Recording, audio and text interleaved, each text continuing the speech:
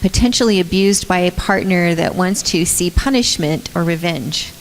It's basically the motive of your heart. So suppose that you're in a relationship and your partner continues to act out. A boundary could be, if you're going to act out, I'm going to move into the other bedroom. I'm going to remove myself. Now, if you're doing that with the hopes of changing them or manipulating them, however you want to say it, then that's not a good boundary. But if you're doing it because I'm personally not comfortable sleeping in an intimate situation after you just acted out, and this is for my safety, then it makes sense. So it's not so much the boundary. The boundaries pretty much look the same. It's the intent of the heart. It's why you're doing it. Did that answer it?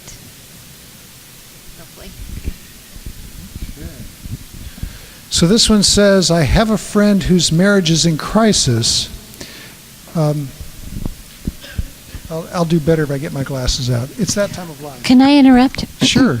Because I thought of something to piggyback on yours after all. Thanks. Sometimes you might, a spouse might set a boundary, and maybe not with the intention to punish or seek revenge, like that card said, but it could be the motive to control and manage, which is still not the healthiest motivation.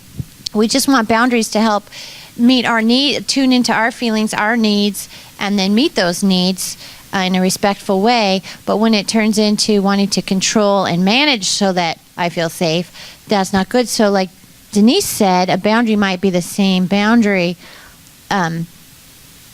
with different motives, but I've also been toying with the idea of encouraging spouses to be more hands-off about the addict's recovery. So instead of saying, you need to go to 3 groups a week and see a therapist or I'm out of here, and they might say, I need to see humility and authenticity and hear your sharing of what you're learning in order to feel safe, or I'm out of here to whatever extent, and leave the how-tos to the addict's choice, so that the boundary might look different as we get more and more hands-off, but the end result is what we're looking for instead of telling them how to do it. I don't know. That's just a thought I wanted to add on. So go ahead. Okay, I have a friend whose marriage is in crisis. They have been to another marriage counselor who said that a little porn to let off steam is okay. How do I convince this person otherwise? Well, the real short answer is you may have difficulty convincing them otherwise. But let's talk about that for just a moment, because not everybody who looks at pornography is necessarily a sex addict. However, having said that, kind of, well, what's good or not good about it? If we take any moral implications out from it, is it healthy for you or is it not healthy for you? So I would assert that even if you take out any moralizing with it, take out issues of sexual addiction, there's still a certain voyeurism to it. You're watching other people have sex, so there's that.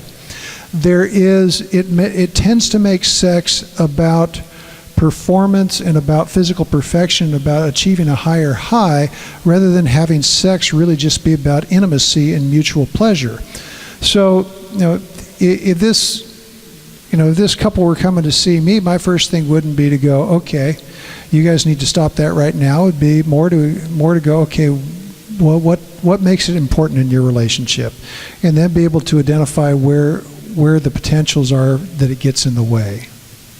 So, whether they're willing to be convinced or not, I couldn't say, but those would be the things that I would see as the pitfalls with just using it recreationally.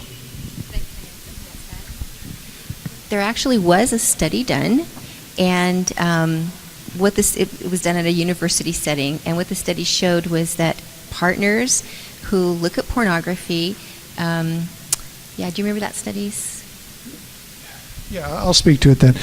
What the study found was they had people rate their partners not just in physical attractiveness, but on a whole bunch of scales of their feelings about their partners. And what they found is that after showing people pornography, they would actually see their partners in a more negative light. They would see them not only as less desirable physically and sexually, but they'd also be bothered about other things with them as well. So in general, I think whatever it's doing for you, it probably isn't worth it in what it costs you. All right. This question says, would appreciate insight into how the partner continues on even when recovering addicts' inability to connect with their partner becomes stagnant and complacent. And 2 people talked about this with me during our break just now, so it seems like a hot topic. So how can the partner continue on even when the addict is stagnant or slow?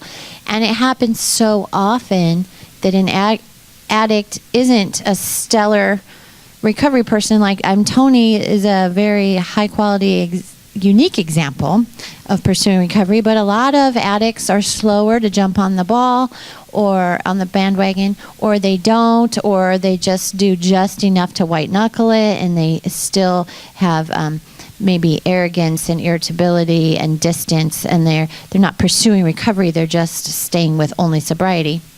So there's all different a range of how an addict can handle their addiction. And so what's a spouse to do? And really, again, I think we heard from Denise, it's a big part of healing for spouses is learning to become more and more independent of their addict partner. Not independent as in not dependent on them for their sense of well-being, not dependent on them for their sense of security, not dependent on them for their joy or loving kindness. I mean, all the fruits of the Spirit. Where's my joy? Where's my loving kindness? Where's my self-control? Where's my gentleness? That's up to me as a spouse to maintain and to start a big piece is to start trusting God with your life rather than your partner with your life. There's a lot less dependence too on, like, maybe you're feeling stuck because you're financially dependent, you're emotionally dependent, you're so many different ways to be dependent, and that makes you feel trapped. And then that leads to resentment. It's very hard to be in recovery when you have a lot of resentments or your own grievance list. So to get not financially dependent, not emotionally dependent, not spiritually dependent is our own work so that we're free to choose to stay. And then when I hear God say, I want you to stay in this relationship, then you can do it freely, and therefore it's easier to do it joyfully or with the right attitude. But if you're feeling trapped and you're not doing it because God's calling you to, but you're doing it because you feel trapped or you should or you have to, not because God's called you to, then that's just a breeding ground for unhappiness. So a partner, it's not easy. It makes it easy when the addict does a great job. But then maybe you're not going to gain as much as if you're forced to do the deeper, harder work of establishing a rich spiritual life and a free heart if he weren't doing so stellarly. So there's a trade-off there, but we're never released from our own recovery work, and we're never doomed, ever doomed to a miserable life either. Okay, this question says, the healing process with my wife has started and is going well. The tough part is developing that with my adult children. Any suggestions? So I think this is a great question, and I think partly you really got to know a lot of information, like where are you at in the healing journey? How much do they already know? Because when we talk about healing, we talk about recovery. In 12-step, we always talk about repairing what you've done. And making those amends. And so if you've harmed your children in some way, if you've really strained the relationship, if they have suspicions. So there's a lot of work to be done kind of prior to either making those amends or broaching that conversation with them. So I think there's a lot to do with therapists or with sponsors or with your group. To talk about how you would approach that. But children can be, especially adult children, can be a challenging task, because if you don't know if they're even aware of it, how can you do no harm in this situation? How can you become clean or truthful with them without also traumatizing them or putting them in a position where they're like, wow, I feel like my entire childhood is destroyed. So having wisdom about what information to share and ways to do that in safe ways is what you want to do. So what do you guys think? I think a big part of that kind of healing too goes in terms of just the changes you're making as a person, as you gain empathy, as you gain authenticity, as you gain a playful spirit. All the healing work you're doing will make you a safer person for them to want to relate to. But if you just enter sobriety and you're not making those secondary gains, then they still will have issues with you. And whether you tell all or try to make amends for the past won't matter. What they want to see is today, are you a safe, loving, involved, strong person?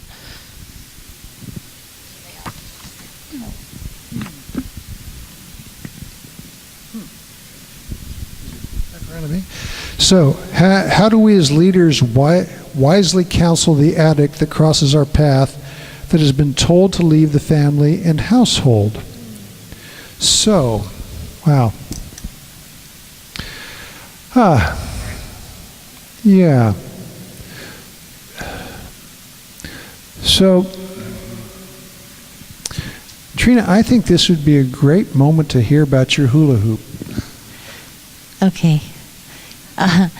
Okay, what's your question? Because I'm it's thinking, about, how's the hula hoop because fit? I'm looking at this person and thinking he or she can only control what they can control. They've got to look at what they have control over, not what they don't. Okay.